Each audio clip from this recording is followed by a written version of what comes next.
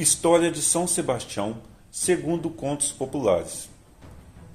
A seguinte cena teria ocorrido no ano de 288 da era cristã, cidade de Roma, capital do império que naquele tempo perseguia os cristãos.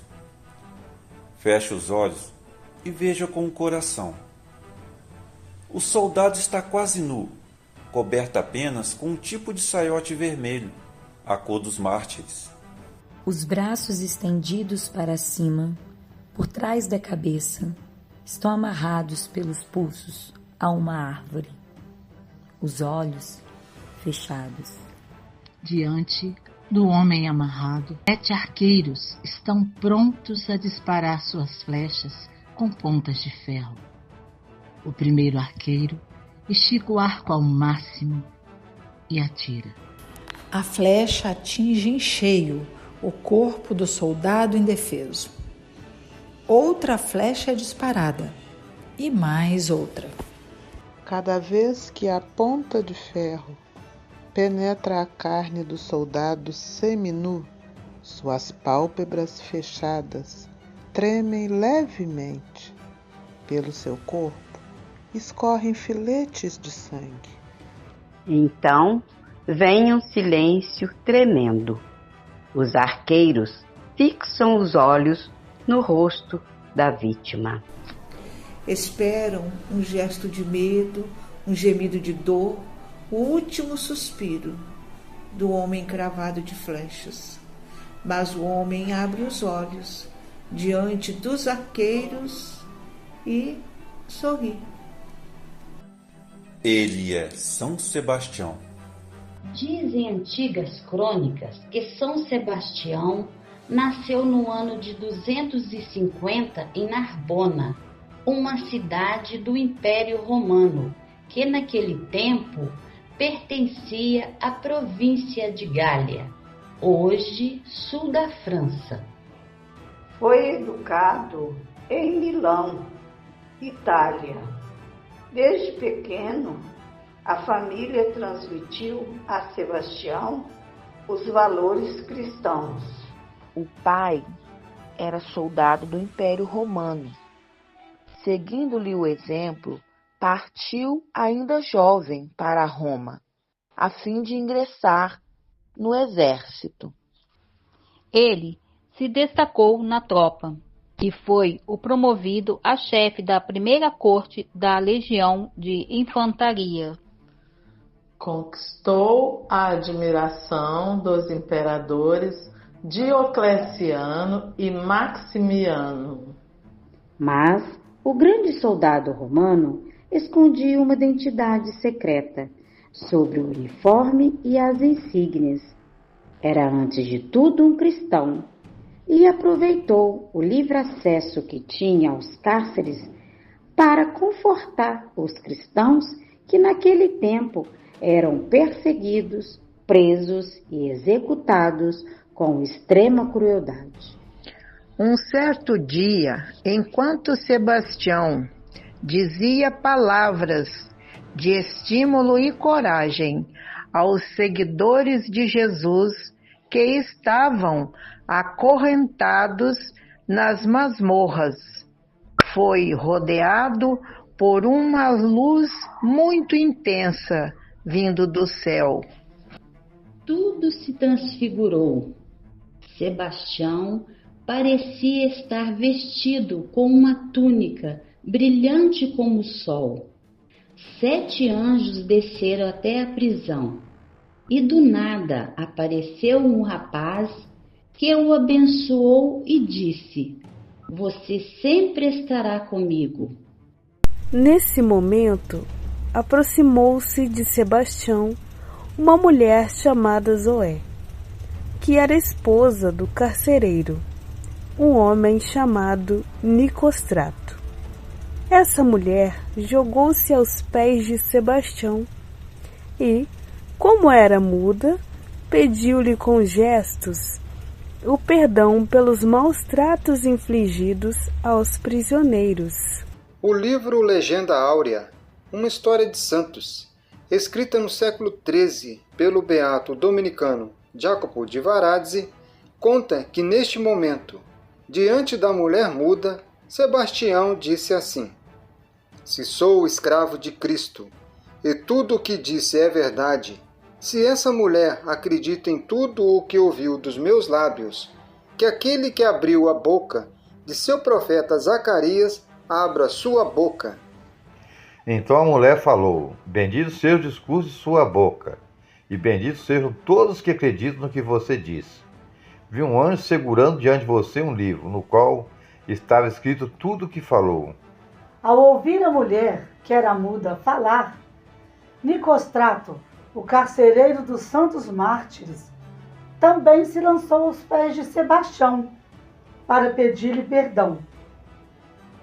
Algum tempo depois, Zoé foi presa, quando rezava diante do túmulo dos apóstolos Pedro e Paulo. Foi queimada, suas cinzas foram espalhadas pelo rio Timbre.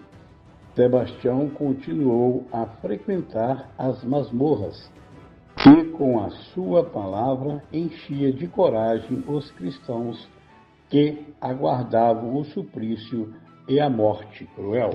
Os outros presos ouviam as palavras fortes de Sebastião e se convertiam ao cristianismo. Até os soldados, colegas de Sebastião, adotaram a nova fé. A legenda de Sebastião se espalhou pelo império e chegou aos ouvidos do imperador Diocleciano, que se considerou traído pelo soldado que tanto prezava e mandou chamá-lo. Sebastião se apresentou ao rei e corajosamente confirmou todas as acusações. Então, Diocleciano tentou convencer o soldado a abandonar a fé em Cristo. Ofereceu-lhe presentes, fez ameaças, mas nada abalou a convicção de Sebastião. Foi nesse ponto da história que o imperador convocou os arqueiros da Mauritânia, considerados os melhores do império, para que matassem o santo à flechada. Sebastião sobreviveu no suplício. Milagrosamente, foi resgatado por uma mulher chamada Irene, viúva de um mártir cristão. Diz uma lenda que São Sebastião, crivado de flechas, apareceu a Irene um grande porco-espinho. Dava-lhe comida e bebida. E quando o santo dormia, Irene sussurrava-lhe ao ouvido: tu és autêntico e corajoso. Certo dia, aquela mulher que viria a ser declarada santa, Santa Irene, voltou para casa e encontrou vazio o leito de Sebastião. Imediatamente compreendeu, aquele era um 20 de janeiro, o dia da festa da consagração da divindade do imperador. Todo o povo da cidade estava reunido no templo pagão. Havia música nas ruas, bandeiras tremulavam. Quando Sebastião apareceu diante de todos no altar do templo, o imperador ficou espantado como se estivesse diante de um espectro. E naquele momento a voz do santo falou alto: o Senhor Deus restituiu-me a vida para que eu pudesse acusá-lo dos sofrimentos que inflige aos cristãos. Os soldados então avançaram sobre o santo e o mataram a pauladas. O imperador ordenou que seu corpo fosse jogado nos esgotos de Roma, para que ele jamais se tornasse objeto de veneração. Mas isso de nada adiantou. Naquela mesma noite, contam, um doce perfume de lírios se espalhou das águas fétidas.